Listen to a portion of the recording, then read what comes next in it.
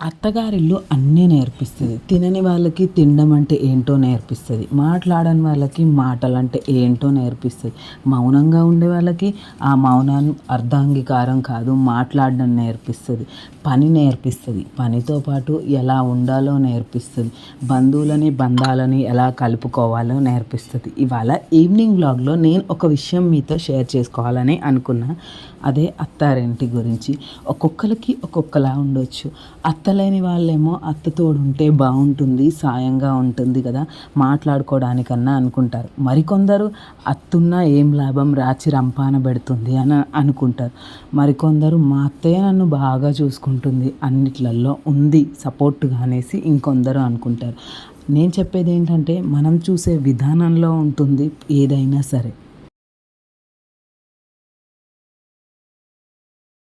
ఆ అదృష్టం ఉండదు కదా, అందరూ అత్తలు ఒకలా ఉండరు కదా, అందరినీ ఒకలా చూసుకోరు కదా. ఎందుకు ఈ మాట అంటున్నానో తెలుసా? అబ్బా వాళ్ళకు దొరికినట్టు నాకు దొరికితే బాగుండే, అబ్బా వీళ్ళలాగా నా జీవితం ఉండే బాగుండేది అనేసి అనుకుంటారు. ఒకరి జీవితం ఒకరిలా ఉండదు. అంటే అర్థం, నీలా నేను ఉండను, నాలా నువ్వు ఉండవు. అది మనం ఉండే విధానం. అలానే మనుషులు కూడా అంతే, దొరికే వాళ్ళు కూడా అంతే, అత్తలు కూడా అంతే. ఆ రకంగా ఒక చిన్న ఎగ్జాంపుల్ చెప్పానన్నమాట. మనకి నచ్చేది వాళ్ళకి నచ్చదు, వాళ్ళకి నచ్చేది మనకి నచ్చదు. అంటే మన ఏ విధంగా అంటున్నారు అని అంటే అన్నీ ఒకలా ఉండవు కదా. ఆ రకంగా అర్థం చేసుకొని మెలగండి అనేసి అంటే ఎప్పుడు నేనే తగ్గాలా అంటారు. కలిసి ఉండండి అని అంటే ఆమె ఉండాలి కదా మేము కలిసి ఉన్నా అంటారు. వాళ్ళని వాళ్ళలా వదిలేసి మనది మనలా ఉండి వాళ్ళని మార్చుకోవడానికి చూడాలి. అయినా వాళ్ళు మారకపోతే మూర్ఖులు అనేసి వదిలేయాలి. కానీ మన ప్రవర్తన మంచిగా ఉండాలి. ఎందుకంటే ఎప్పుడు ఎన్నాళ్ళు ఎవరు బతుకుతారో ఎవరు చేస్తారో తెలీదు. మన అమ్మని మనం ఎంత విలువిస్తామో మన అత్తని కూడా మనం అంతే విలువిచ్చి చూసుకుంటే మన జీవితం చాలా బాగుంటుంది అనేసి నేను అంటాను. మీరేమంటారు?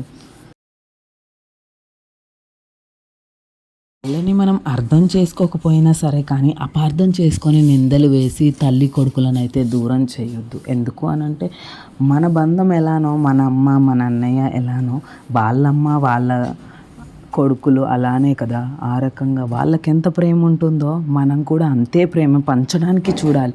వాళ్ళు మనని వద్దనుకున్నా, మనని కావాలని అనుకున్నా సరే మనం చేసేది మనం చేస్తూ ఉంటే వాళ్ళకి మంచి అనిపిస్తే మాట్లాడతారు, లేదంటే లేదు. కానీ ప్రతిసారి గొడవ పడడానికి చూస్తే మన పరువే పోతుంది. లేని కోడలు ఉత్తమురాలు అని అంటారు కదా. అంటే కొందరు ఏమంటారు, అత్తుంటే బాగుండేది, సాయం చేసేది, మాట్లాడుకునే వాళ్ళం అనుకుంటారు. కానీ కొందరు అత్తలేని కోడలు ఉత్తమురాలు అంటారు.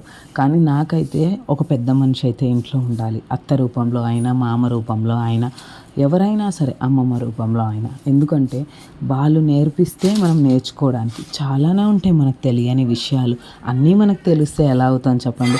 మనం చాలా విషయాలు తెలియకుండా ఉంటాయి. అవి మనం నేర్చుకోవాలంటే వాళ్ళ దగ్గర నుంచి.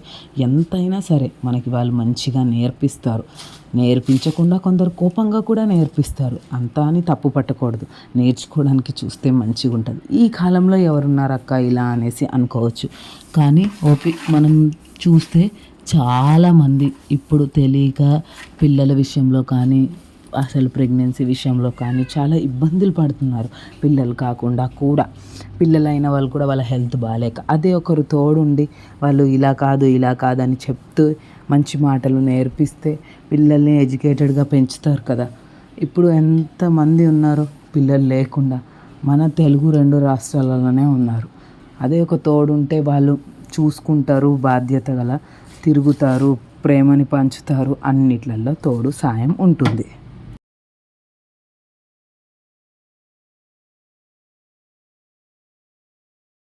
మారని వాళ్ళ గురించి చెప్పట్లేదు, మారి మంచిగా ఉండే వాళ్ళ గురించి చెప్తున్నాను. మనని అర్థం చేసుకొని నిలబడే వాళ్ళ కోసం ఈ మాటలు మాట్లాడుతున్నాను.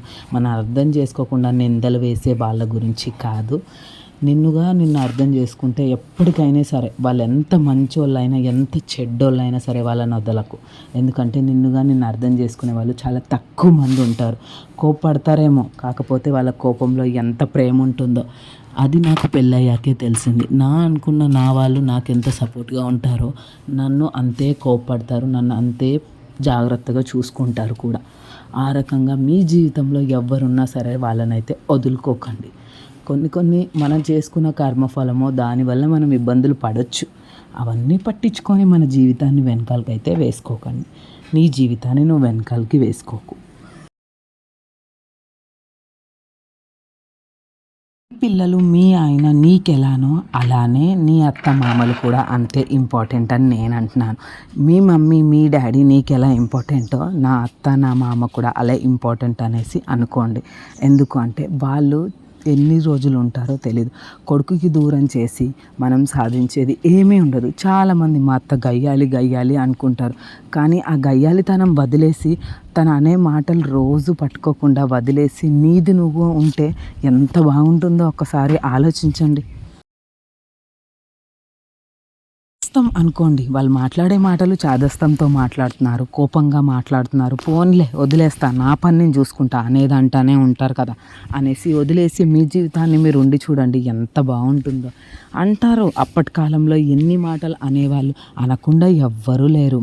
మీ అమ్మ పడే వచ్చింది, మీ అమ్మమ్మ పడుకుంటూనే వచ్చింది అనేవాళ్ళు అంటూనే ఉంటారు. మీకు రెస్ట్ దొరికే టైంలో దొరుకుతుంది. నీ కొడుకు నీ పిల్లలు పెద్దగా అయితే వాళ్ళే మీకు మంచి జీవితాన్ని ఇస్తారు. అలా ఆలోచించుకొని వాళ్ళతో గొడవ పడకుండా మన జీవితాన్ని మనం చూసుకొని మన హస్బెండ్ని మనం మంచిగా చూసుకుంటే చాలు. ఇంకా రాచి రంపాన పెట్టే వాళ్ళ గురించి అయితే నేను చెప్పలేను. ఎందుకు అంటే వాళ్ళకి ఎంత చెప్పినా మారలేరు కాబట్టి. ఇది నుంచి మనం ఆలోచించుకొని ముందుకు వెళ్తే చాలు. ఎందుకంటే ఈ జనరేషన్ ఉన్నంత ఫాస్ట్గా మన జనరేషన్లో ఉంటే ఎప్పుడో బాగుపడేవాళ్ళం అంతే. ఏమంటారు? నా మాటల్లో ఏదైనా తప్పుగా అనిపించుంటే సారీ, నన్ను తప్పుగా అర్థం చేసుకోకండి. ఒక మంచి మెసేజ్గా మాట్లాడదాము, మంచి విషయాలు షేర్ చేసుకుందాం అన్నట్టుగానే స్టార్ట్ చేశాను. ఇది అందరికీ రీచ్ అవుతుంది అనేసి నేను అనుకోను. కొందరు మాత్రమే చూస్తారు. చూసిన వాళ్ళలో ఎవరైనా పాజిటివ్గా తీసుకుంటే నాకు చాలా సంతోషం అంతే. అంతకుమించి నేనేమంత నెగిటివ్గా ఆలోచించట్లేదు. ఇంకా బ్లాగ్ విషయానికి వస్తే నా ఈవినింగ్ బ్లాగ్ అనమాట. చిన్న పనులు, పాపవి డ్రెస్సెస్ ఉంటే క్లాత్స్ అన్నీ చేసేసి ఇంకా బయట అంతా క్లీన్గా పెట్టుకోవాలి అనే విధంగా అంతా క్లీన్ చేసేసాను. ఇంకా ఈవినింగ్ అయితే కొన్ని పాలు తాగిన తర్వాత అంటే ఇంకా కొద్దిసేపు రెస్ట్ తీసుకోవాల్సిందే అనమాట. అప్పుడు కొంచెం ప్రశాంతంగా అనిపిస్తుంది. అంత పని చేశాను అన్నట్టుగా కాదు, కొద్దిగా ప్రశాంతం కోసం రెస్ట్ తీసుకోవాలనిపిస్తుంది కదా, ఆ రకంగా అనమాట. ఇంకా బెడ్ వేసుకొని, మాకైతే మంచం లేదు కాబట్టి బెడ్ వేసుకొని కొద్దిసేపు ప్రశాంతంగా పాపను వేసుకొని కొద్దిసేపు టైంపాస్ చేసేసాక కొంచెం వీడియో ఎడిటింగ్ ఉంటే చేసుకుంటానమాట. ఈ వ్లాగ్ ఎలా అనిపించిందో కామెంట్ చేయండి. ఫాలో అయిపోండి ఇంట్రెస్టింగ్ వ్లాగ్స్ కోసం. లైక్ వేయడం మాత్రం మర్చిపోకండి.